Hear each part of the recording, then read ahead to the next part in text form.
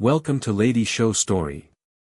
Today, we not only dive into a world filled with technological intrigue and ancient mysteries, but also invite you to improve your English while enjoying the story. Imagine the neon-lit streets of London, where vampire shadows lurk. This is not a 19th-century Gothic tale, but a modern take on Dracula. In this first episode, your heart will race with excitement.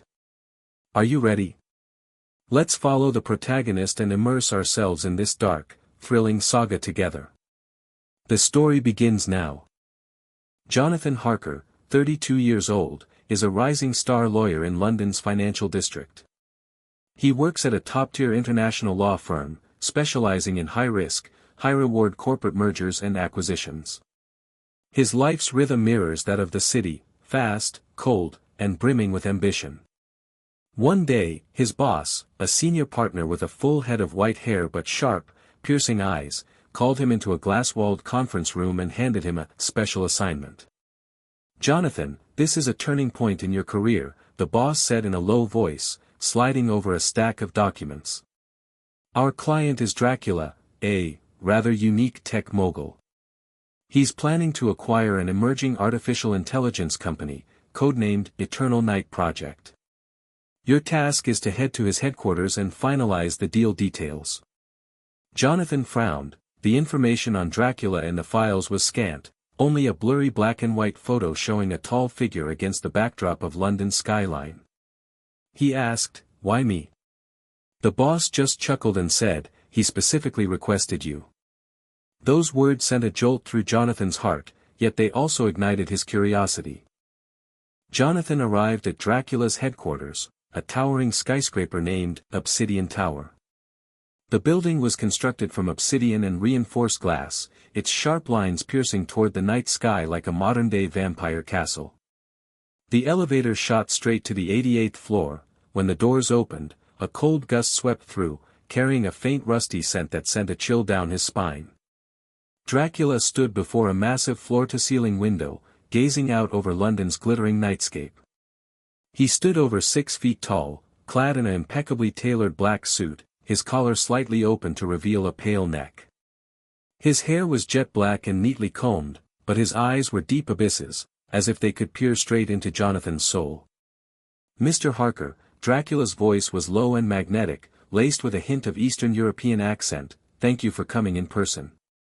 The Eternal Night Project is of utmost importance to me." His smile was mild, yet it concealed a flicker of danger. During the meeting, Jonathan noticed Dracula's uncanny sharpness for details, even knowing intimate aspects of Jonathan's background, like his orphaned upbringing and fascination with technology. This made Jonathan uneasy, as if he were the one under investigation.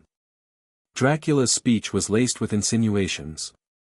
He spoke of how the Eternal Night Project would redefine the relationship between humanity and data, but when Jonathan pressed for specifics, Dracula merely chuckled softly and said, "Patience, Mr. Harker. Some secrets require time to unfold." After the meeting concluded, Dracula arranged for Jonathan to stay in a luxurious penthouse apartment at the top of Obsidian Tower. The interior was opulently lavish, yet it felt as cold as an ice cellar. The smart screens on the walls flickered intermittently, displaying blurry surveillance footage, making Jonathan feel as though invisible eyes were watching his every move. In the dead of night, unable to sleep, Jonathan heard a murmur of whispers, as if emanating from deep within the walls. He followed the sound to the private rooftop terrace, only to stumble upon 3 figures, 3 women dressed in avant-garde yet eerie attire, as if they had stepped out of a fusion between a fashion magazine and a Gothic concert. Their movements were fluid to the point of unnaturalness, their eyes gleaming with the predatory glint of felines. "You shouldn't be here," one of the women whispered, her voice as smooth as silk but laced with a deadly allure. They circled Jonathan, their actions resembling some arcane ritual. He tried to step back, only to find his feet seemingly bound by an invisible force. At that moment, a low, commanding voice cut through the darkness, "Enough." The 3 women instantly withdrew, vanishing into the night. Jonathan turned to see Dracula standing at the terrace entrance, the moonlight etching his stern silhouette. "You should return to rest, Mr. Harker," he said, his tone calm but unyielding. Jonathan's heart raced. He realized he had already stepped into a perilous game far beyond his comprehension. Over the next few days, Jonathan worked within Obsidian Tower, only to uncover an increasing number of anomalies. The company's AI system, Eternal Night Sentinel, frequently issued warnings of unknown intruders lurking in the building, yet the surveillance footage was always blank. He attempted to research Dracula's background, but found all public records deliberately erased, as if the man had never existed. In a stroke of chance, Jonathan discovered an encrypted file in the archives, labeled Blood Covenant Protocol. The document alluded to an ancient pact involving data, energy, and eternity. Before he could crack the password, he was interrupted by Dracula's assistant, a bizarre figure named Renfield. Renfield's eyes burned with fanaticism as he warned Jonathan, "Don't touch what you shouldn't, or else, the consequences would be unimaginable." At night, Jonathan's dreams were haunted by bizarre visions, blood seeping from screens, Dracula's laughter echoing in the darkness. He began to suspect that Dracula was far more than a tech mogul. Was his company using AI to conceal some older, darker force?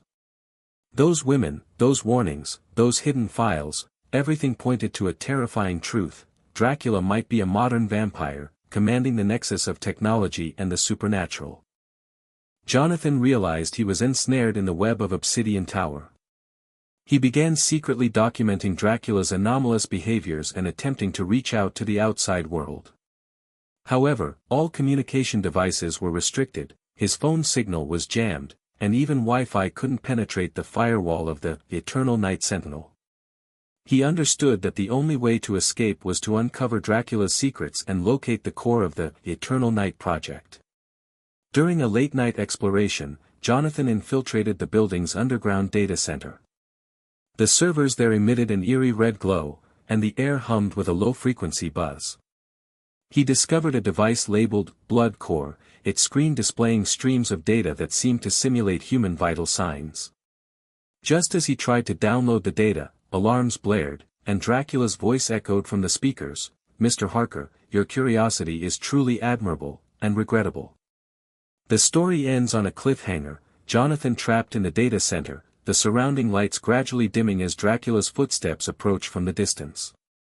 Can he escape this modern fortress? What is the truth behind the Eternal Night Project? And how will Dracula's dark powers reshape the world?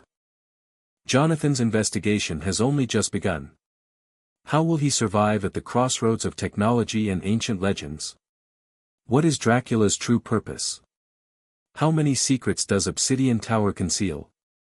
All of this will be revealed in the next episode of Lady Siou Story.